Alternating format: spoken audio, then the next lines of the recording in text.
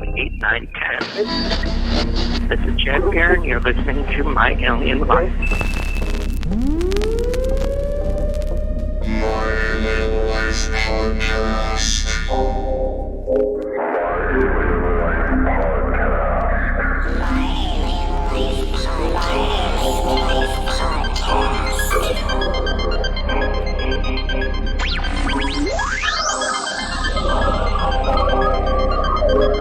Three, two, one, zero, and liftoff.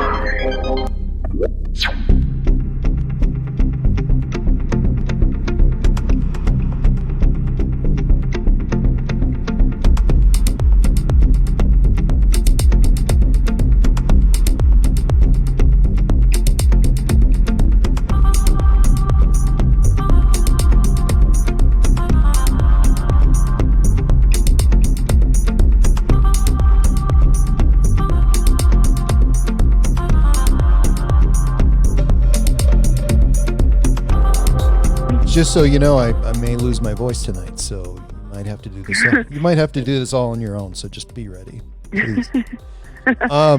CE-5. Are we able to teach someone how to make contact? I can't say that. I mean, there are people with Dr. Greer that say they remote view to a craft. I've never tried that. What have you tried? I mean, when you're trying to make contact, what's your purpose and goal? All I try to do is, is there anybody from some other world that wants to contact us tonight? Would you come out? And things come out of the woods. Now, I don't know if that's me doing it. I don't know if it's the singing bowls, if it's, both of us doing stuff together. Who knows? But that's why we get into the group and everybody meditates and everybody's trying to make contact. So I read a book, and I'm not going to mention the name of the book, but it's out there, and and it says right in the book, if you ever wanted to see a UFO, it's simple. And to me, it shouldn't be that simple. I mean, obviously It's not simple, no. Yeah. So I didn't think so either. So that's what got me thinking about CE-5, and then I started thinking about you, and they talk about seeing UFOs, and it's not necessarily UFOs. It could be, something unexplained, like you just said to me tonight that you saw.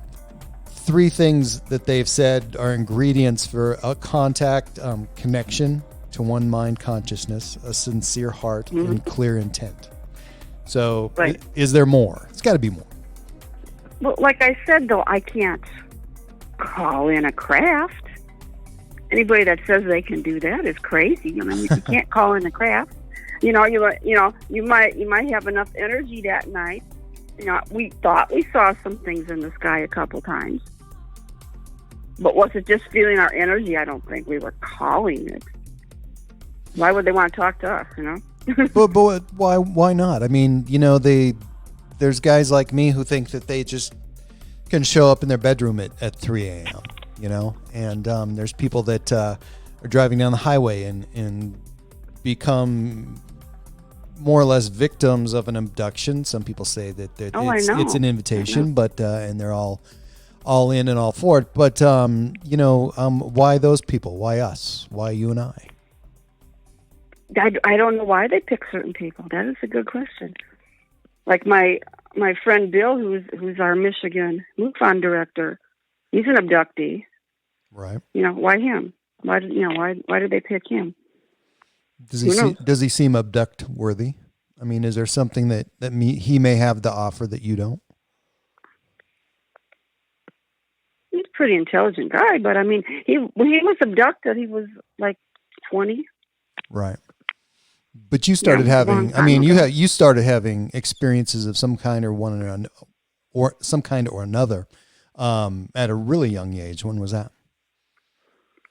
Oh, when I was 4, because I'm a psychic medium, so I could always see spirits and talk to them. But this is different than just watching ghosts.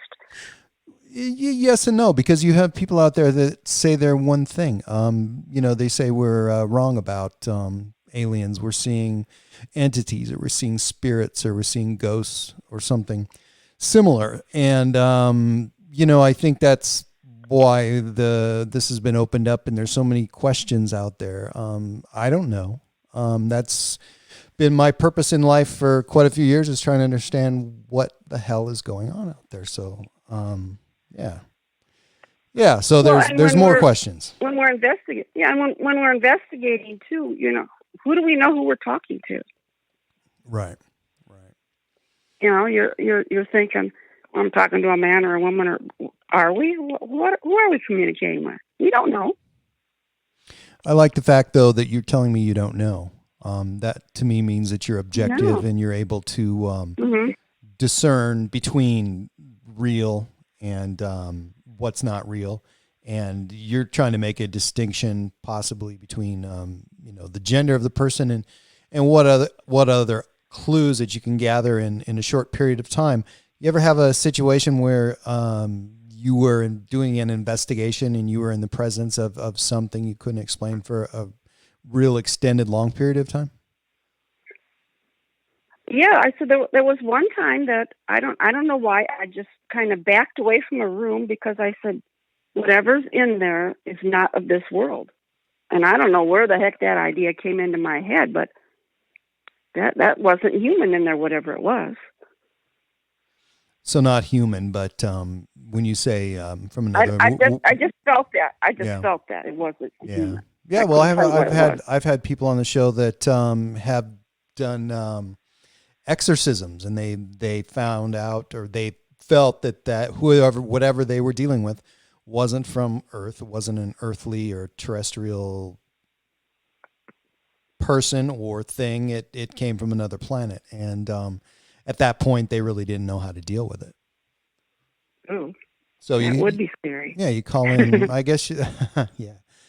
I mean, it's not that simple, but yeah, call in other experts or whomever. I think that's why people who do that have such a huge network of people that they communicate with, and when they run into those situations where they can't explain, then it's much easier to get somebody else involved than it is to put yourself in danger. So let's just back up just a little bit. I wanted to talk a little bit more about CE-5. So how did you get involved in that? When was that? And why? Well, I'm a MUFON member, and we have different speakers come to our meetings. When we have meetings 4 times a year, we have different speakers come. And this group that I'm with now, they came to the meeting to talk about what CE-5 was. I never heard of it before in my life, and it was really interesting. And they said that, if anybody wants to join our group. And so, hey, I raised my hand. So then I started joining the group, and it was very interesting. Really was. I got to meet Ricky Butterfast. He's a friend of Dr. Greer's. He got to go spend one evening with us when we did our session. That was kind of fun. Yeah, because Dr. Greer, I would imagine that you've seen his latest film. And so that's interesting. And then you have guys like Costa Macris. He's in the I think it's Global CE-5 Initiative meditation, where they gather with people from all over the planet, and it's all about CE-5 but I think, to me, doing that requires a certain amount of courage. I mean, it's something that I don't think that I would ever want to do. Why did you feel that you were capable of handling that sort of connection? Because it is a big deal. Well, I said maybe because I'm a psychic medium and I've been around spirits all my life, and I'm not afraid of anything. And so this didn't scare me either.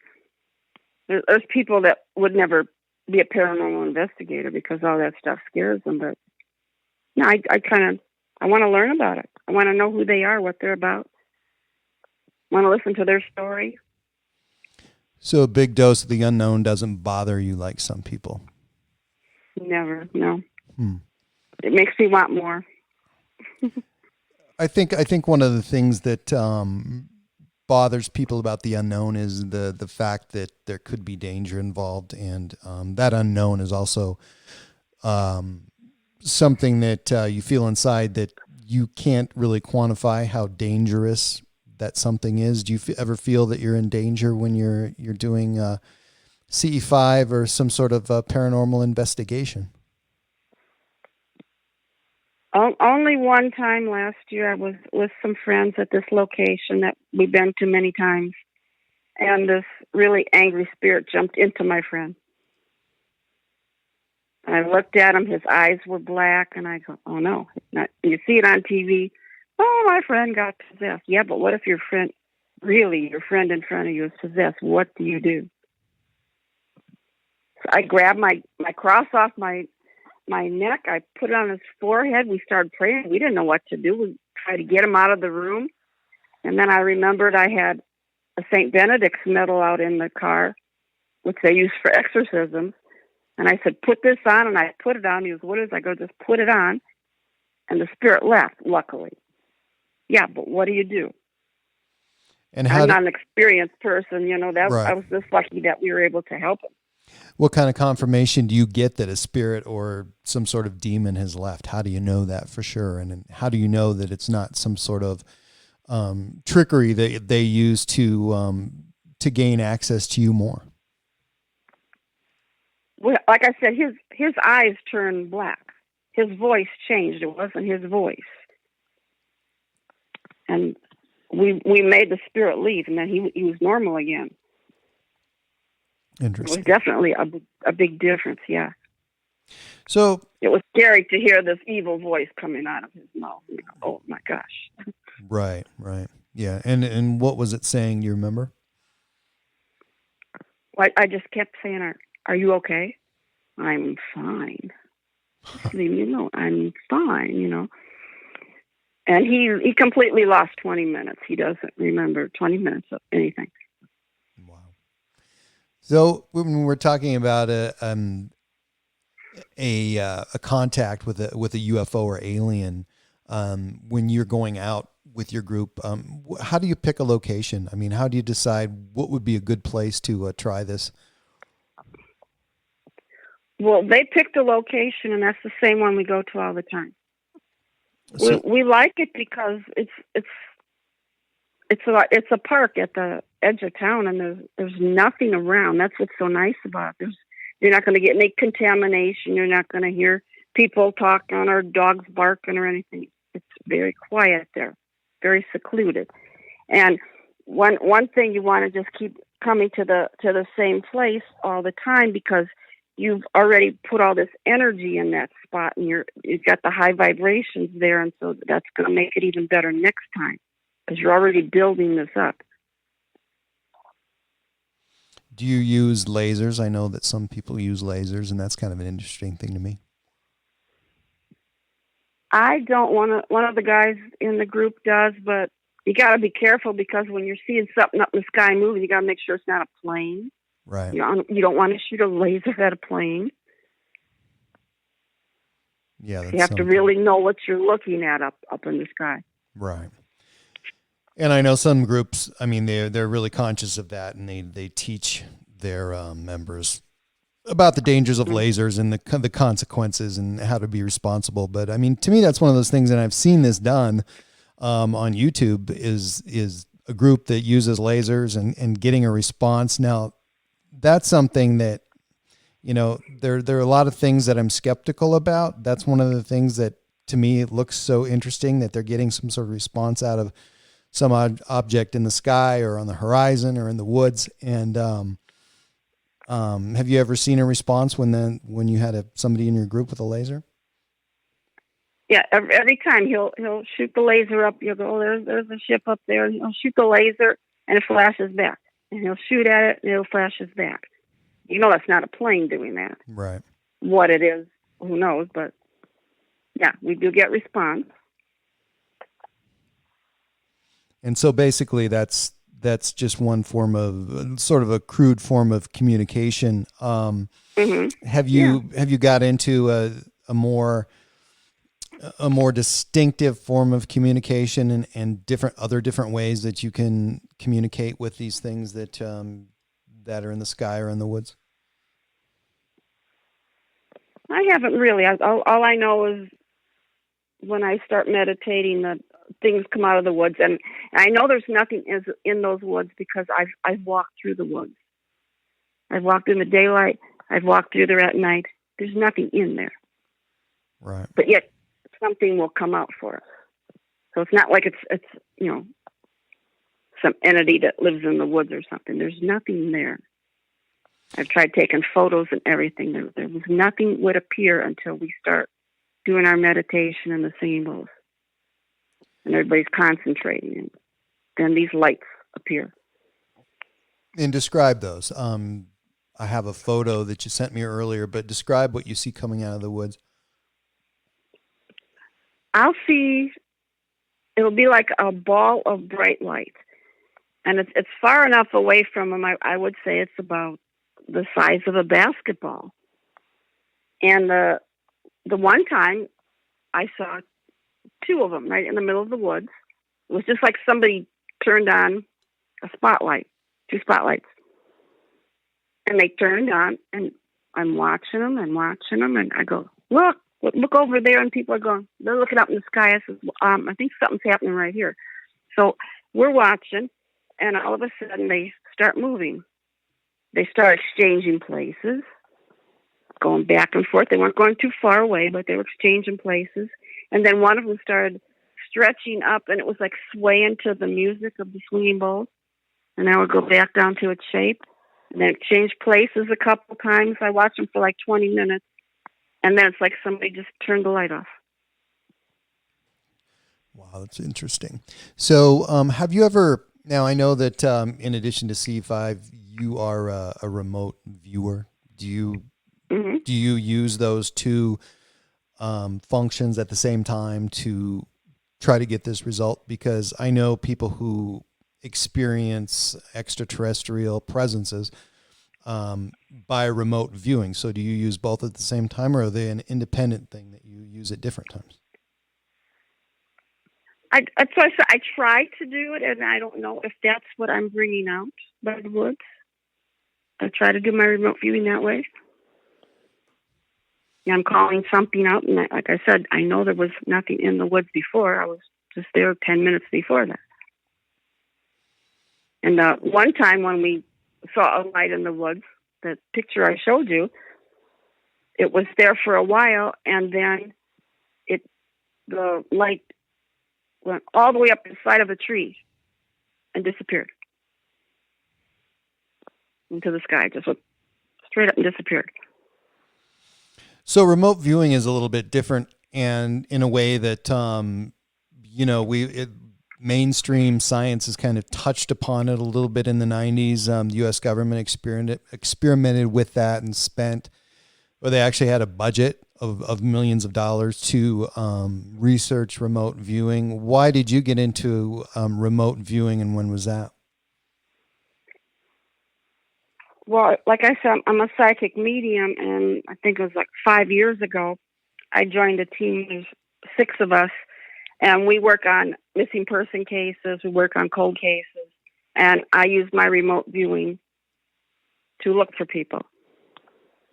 They can be in another state. They can be in another country, and I can remote view to those places and find out where the person is. And that's where I first started using it. And you're helping law enforcement, or who are you helping with this, or in conjunction with? Well, we have someone that's in charge of the group, and we all send him our information, and then he gets a hold of the police. Mm-hmm. And what's your success rate been like? Let's see. We brought home. We broke up 11 human trafficking rings in the last year. We brought home 117 missing children, and we solved 14 cold cases. So this is a big group then. It's not just a local group. So you're part of a nationwide effort? Well, there's 6 of us. Well, okay. There's 6 of us, but we're in different states. Gotcha. So we just call our information in, He collects everything and then he calls the police. Yeah, I've never even met the other people on the team. I know who they are, but I've never met them in person. I don't know what the result was with the government study on remote viewing, but one of the questions that kind of stood out to me more than others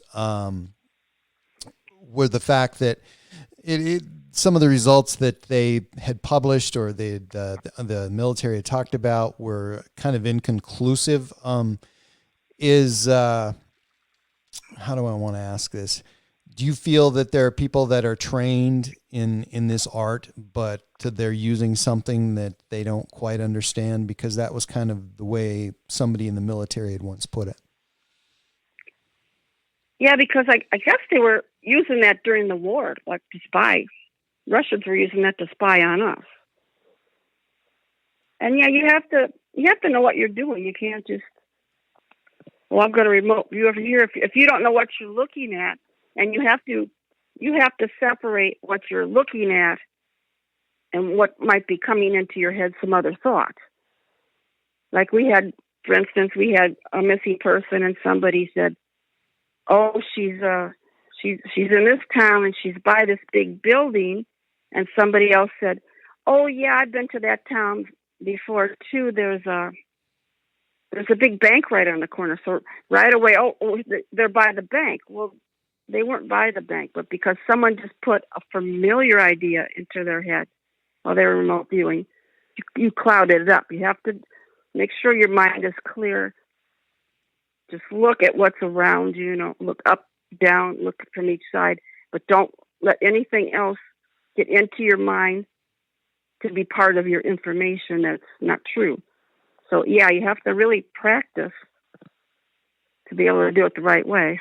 So I think that's one of the hurdles that stands in your way is the familiar. Obviously, if you've been to a place and you're getting some information that you're not 100% sure of, but it can be tainted by what you already know of the circumstance in the area anyway. So how do you separate the two?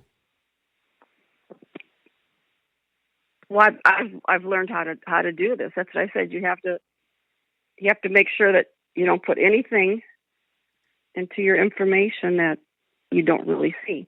And usually, most of the times, I've never been to any of these places, so I wouldn't know what something looked like anyway. So, just somebody else that just said that one time. But I'm really careful not to do that. And that's the other reason why there's 6 of us, because you're going to get everybody's information. If somebody has something that's like way out, if you're going, well, where'd you get that information? Were you concentrating, or did this look familiar to you? That's why it's better to have more than one person. Right. One of my If we're all seeing the same thing, that means it's working.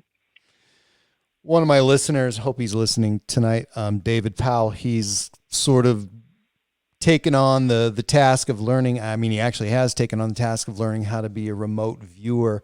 Again, I had asked you, is CE-5 something that you can train somebody to do? What about remote viewing? I know there's people like Lynn Buchanan who trains people to be remote viewers. Do you feel like that anybody who's willing enough can be trained to be a remote viewer? Yes, the leader of our group actually teaches remote viewing to people if you want to learn how to do it. Dr. Chuck Kennedy, he will teach you how to remote view. And what about you? Because he also he works with the police too. He's been doing classes with the police, teaching them how to remote view to help them solve cases. Since you've been operating with this group, have you felt that you've become better at that? Oh yeah, like I said, it's practice. Right. Everything's practice, and anything that you do in life, it's practice to get better. You find out things you did wrong, you go, this is the right way to do it, this is better. This one's not working. It's practice. Do you think there's any limit on distance that you can remote view? Because I know people who try to remote view on different planets or remote. Well, I've never tried that. What do you think about that, though? I mean, I mean, your mind is open to the idea of remote viewing and being able to do that. Why not stretch those limits? I probably could. I've just never tried it. I mean, like I said, I've found missing people in other countries I've never been, and I'm seeing it clearly like it's a movie in front of me. That was just crazy how I could do that. And it was amazing how I could see things. I could hear the sounds of the trains in the background. So yeah, I could just never tried going to another planet. It would be interesting to try, though. Right. What about, is it just remote viewing, or can you manipulate or interact with objects or people while you're in that state? Well, one time we were looking for a guy that he was just missing, and I saw that he was sitting under a bridge, and his sister was afraid that he might do something bad to himself. And I actually almost put myself there, and I saw he had a cell phone on his ground. And I kept telling him, you have to pick it up and call your sister, pick it up and call your sister. And I tried so hard to pick that phone up, but I could not pick the phone up, but I tried. But he did. He picked the phone up and called her. So I know he heard me. I was there. So do you feel like you could have? I could have picked the phone up. Yeah, but you tried to do that. So obviously there was some intuition that you had that possibly that could be done, right? Yeah. I mean, maybe someday if I get better, I can pick an object up when I remote view. Don't know. I sure tried that night, though.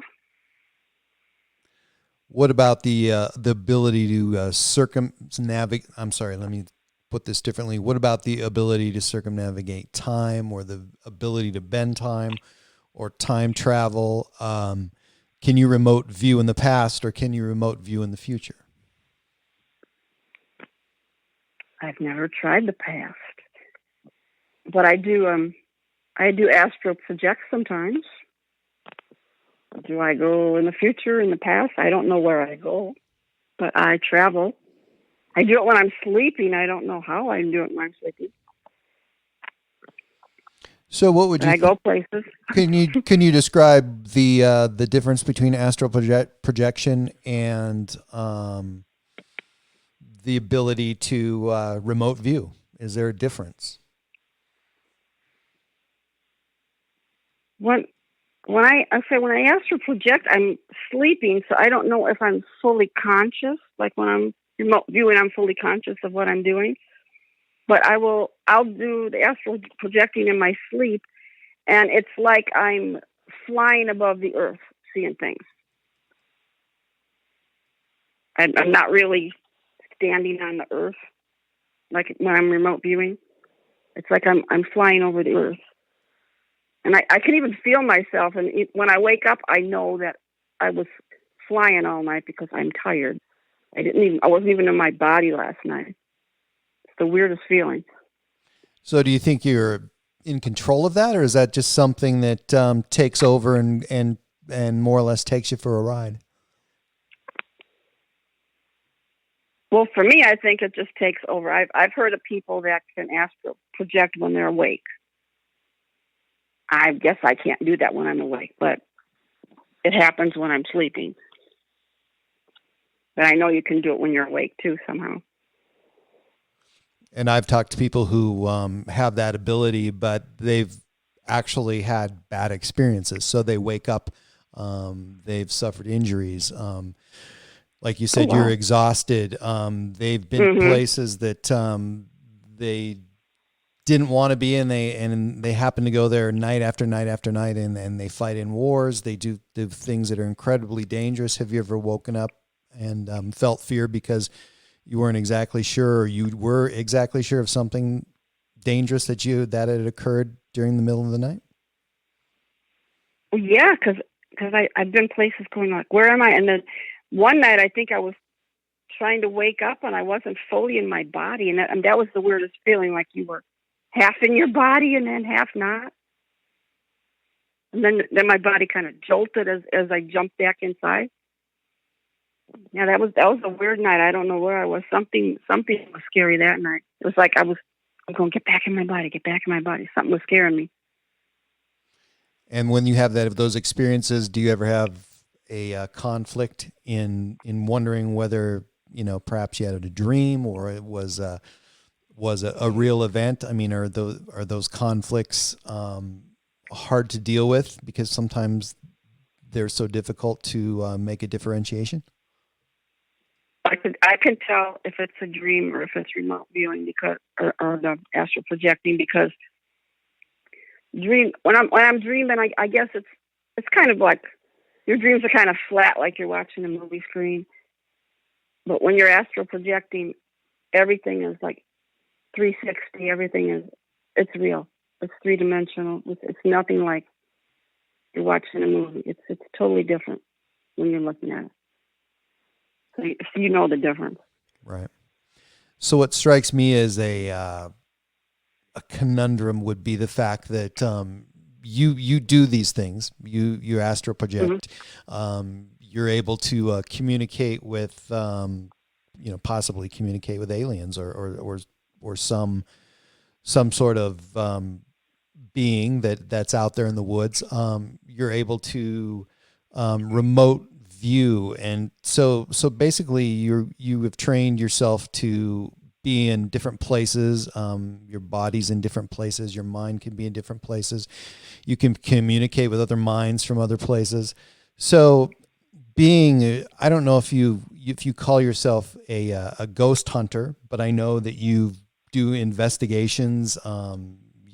Describe if you were going to do an investigation locally where you live, describe what that's like and what's your experience with investigating places and people that have possibly passed on. Okay, first I would never call myself a ghost hunter because I don't hunt anything. For lack of a better term, sorry. I know there's people that like to call themselves that, and I said, you're hunting a spirit that used to be a human. You're not hunting.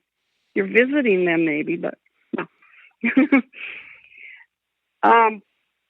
We have a fort by us. It was an old Civil War fort. I've been there many times. It's a very active place. It was used to be a Potawatomi village. The Army came in, plowed down all the mounds, put all the bodies into the Detroit River, just scraped everything down, threw it away. It's buildings are all made out of limestone. Used to be part of the Underground Railroad. There's all kinds of activity in this place. And there's just all kinds of spirits there, and they're happy to be there. A lot of them think it's still Civil War time. There's still people from the Underground Railroad walking around. How do you know they're happy? I mean, the Civil War really wasn't a happy time for a lot of people. It was pretty miserable for most, I think. Well, these people, the people at this fort never fought in the war. Okay. They were stationed there, getting ready, but they never actually were in battle. So these, guys are okay. And there is one mound left there. I think it has two women buried in it. And it's very strange. If you try to take pictures there, it will kill the batteries on your camera immediately, every time.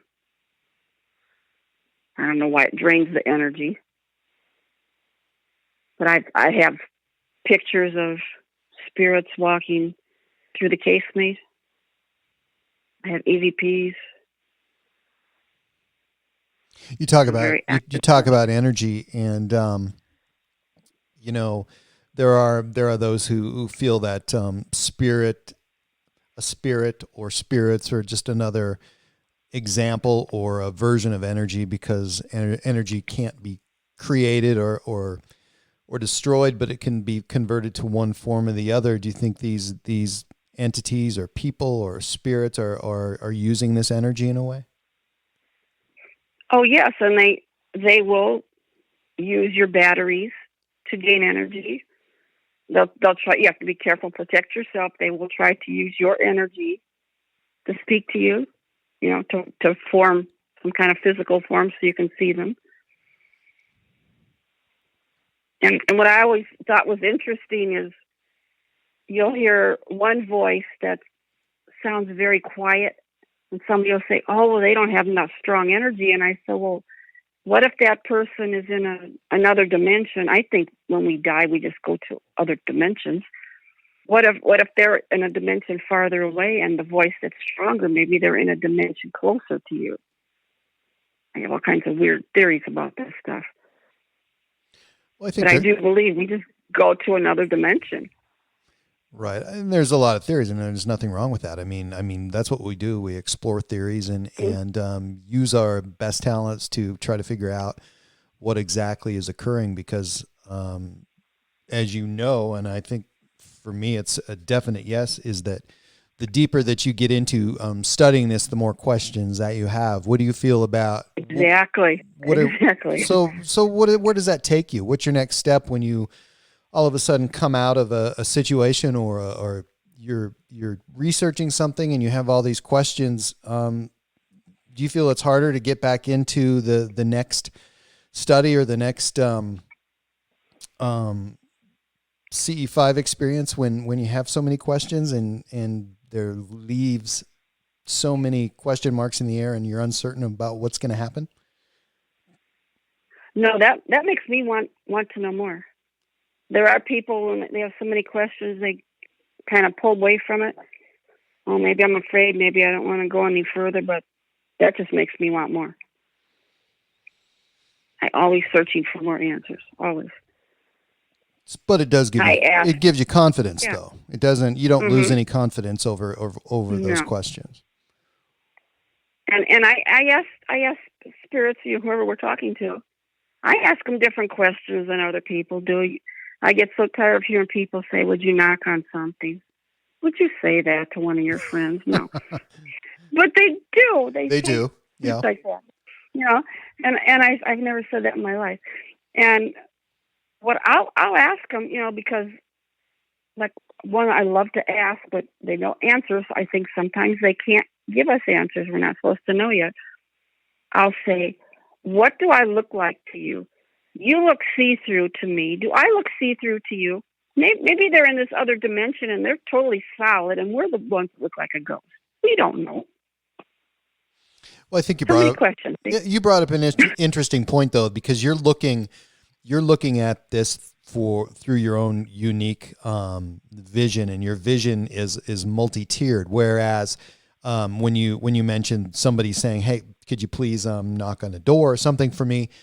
They're looking for physical clues. They want to visualize something. They want to record something. They want to bring something back with them that they've heard, seen, or touched. And whereas you're on a totally different plane of communication. So, what do you bring back after? I mean, do you ever seek to try to provide some sort of substantial documentation, like a recording, when you go out to investigate one of these situations? My favorite piece of equipment is my analog recorder. Absolutely. So you do use one, okay? They're telling a spirit to knock on something, and I say, "What? Oh, they knocked." I go, "What does that mean?" No, I want to hear their voice. I want to hear their message. I always have my recorder out. Yes, that's what I'm known for, my EVPs, because I want to hear your message. I want to actually talk to you and have a conversation. Yeah. Knocking on something and lighting up lights doesn't tell me a whole lot. Right. And do you have some good EVP examples that you've recorded over the years, and you hang on to those and use those? Oh, absolutely, yes. I've got some wonderful ones. I've got sad ones. I've got scary ones. Well, I think for the most part, that they have to be pretty precious for a person, just because what you have there is information that is, number one, it's hard to come by. Number two, it's rare, and number three, it's a message of some sort that somebody has shared with you, obviously, and they felt so important. Why do you think they communicate? Because I think they want to be heard, or they have a message. If somebody says, "Oh, the spirits are stuck," I don't think they're stuck. Maybe they're waiting to give one final message to somebody, and then they'll move on. That's why I try to talk to them and see what's going on. I actually went someplace where there was back in 1919, I think it was, 2 trains collided. And I went out to the place where they had put the bodies out, and I tried to communicate to see if there was anything residual there, see if there was still any spirits there. And I had my stethoscope on. I'm a CNA. And I says, I'm a nurse. Is there anybody from the train wreck that needs any help? And when I played my recorder back, I had people responding to me. I had somebody say, "There's 2 over there. I came to help too. Help me." And the saddest one, this little boy, some real young boy, he says, "Daddy, I'm dead." That's one of my saddest ones. Wow. Clear as day. I know on your website, you have some investigations and some amazing photos. I love your photos, but what is it about institutions and prisons that make those voices so prevalent? I mean, is it a tortured place, or is it? Do you find any happiness and spiritual happiness, I guess, in places like those, or is it just miserable? That's it. What really surprises people, they'll say, "Oh, you went to Waverly Hills and there's all this evil stuff there." No, there isn't. That was sad there. And I didn't know there was a floor for children when I went there the first time. And there's still children playing there, laughing and having fun and all that.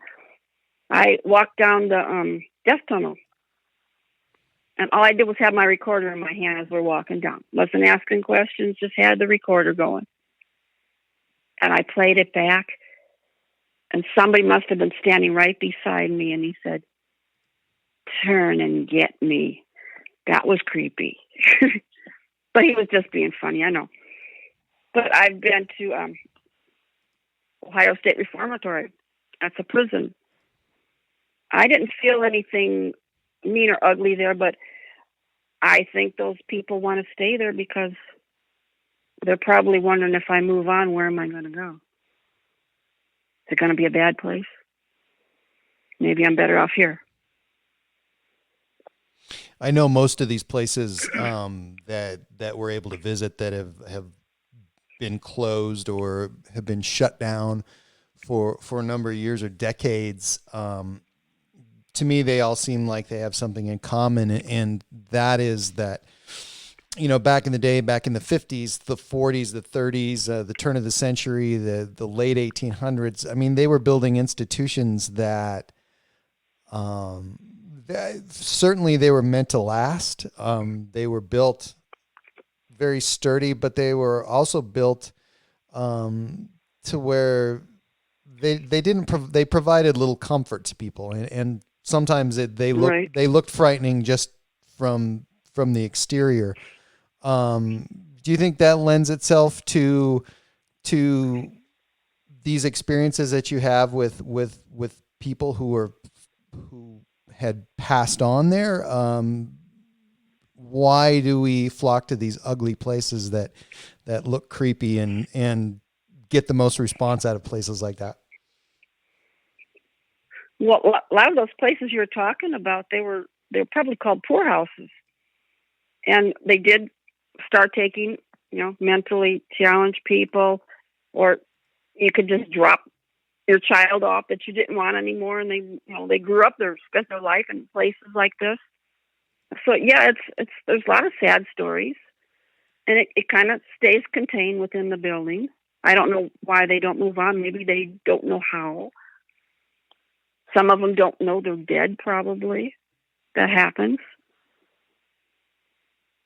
Well, I think But they do. They stay in these places. Right. And that's my question too, is why? Because you have some really great pictures of West Virginia Penitentiary, and and it's just creepy. I mean, I've been to a lot of prisons, and that's one of my favorite places. If a city or county has a prison and I'm there, I'm going. And it's just a big draw, and I don't know why that is, but they're inherently creepy, and if there's people there who their energy still lives on in those places, it's just amazing as why they would want to stay. Have you ever gotten any insight of why they stay, or is it a must? Do they have to stay? Well, I said I think some of them are happy there because they spent 30, 40 years living in this place, and they don't know anything else. And it was okay to them, so they don't move on because they like it. Or some are mentally ill, and they don't understand that they're dead, so they don't know they should move on. Or maybe somebody had a violent death. I don't know why they don't leave, but a lot of times those are the kind that linger on too.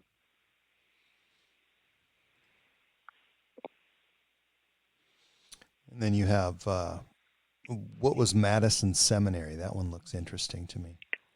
I love that place. I didn't have time to look that one up, so you have some good pictures of that. It's in Ohio, yeah. That's where my friend got jumped by the spirit. That was a place during the Civil War when a woman's husband got killed in the war. She would come there to live because women weren't allowed to own property at that time. So it was a place for women, and then, again, they would let some mentally ill people come in there sometimes, and it kind of got called the madhouse because there were some mentally ill people there, but most of it was Civil War people. There was a woman there. Her name was Stiles. She was actually a spy for Abraham Lincoln during the Civil War. And she's still there. She's still at Madison. We communicate with her. She must like it there. She spent many, many years there. She was a teacher. But there's also some strange things there I've seen. Like furry what? Things crawling on the ceiling, like some furry thing crawling on the ceiling. We've seen it with our eyes. That's not human. I don't know what it is. And that's never been too much for you. It's never made you run. No, as long as something's not going to touch me, it can crawl on the ceiling. It was creepy looking, but. So how do you know they're not? Do you ever feel like there's something out there to protect you when you're doing this? I mean, some people obviously do because they invoke some spiritual guidance. What about you? I think my great grandma protects me. I do. She'll tell me to be careful about something or don't do something. Sometimes I listen. Sometimes I don't. Yeah, obviously. And she'll yell at me and go, I told you not to do that. If you listened every time, you probably wouldn't have gotten into some of the circumstances and learned more from the danger part of your investigation than you would your positive experiences. So I always say, well, why don't you just slap me in the head next time? And she goes, well, I would if I could. So I mentioned your website, and that's where I'm looking at these pictures. Talk about your website and where else people can find you online, and talk about your books real quick too. Well, my website's www.CherylLynnCarter.com. You can find my books on Amazon.com. If you would like a signed copy, I have some here. My latest book is Dimensions, Mysterious Triangles of the U.S. It's like similar to the Bermuda Triangle. We actually have one here in Michigan, the Lake Michigan Triangle. And I didn't realize as I was writing the book that there's going to be something very similar in every one of the triangles, and that was UFOs. I had no idea. It wasn't my goal to search for UFOs, but they're in every one of the triangles. Something attracts them there. Some kind of energy. And that was your most recent book. Came out this year? Mm-hmm. Yeah, I'm working on a new one right now. I'm going to do, it's called Earth Energies. It's going to be about ley lines. That's the new one I'm working on. Excellent. Cheryl Lynn Hopefully Carter. get it done soon. Again, if you want to check out our website, it's www.CherylLynnCarter.com. All our books are on Amazon. And Cheryl Lynn Carter. Thank you very much. Thank you.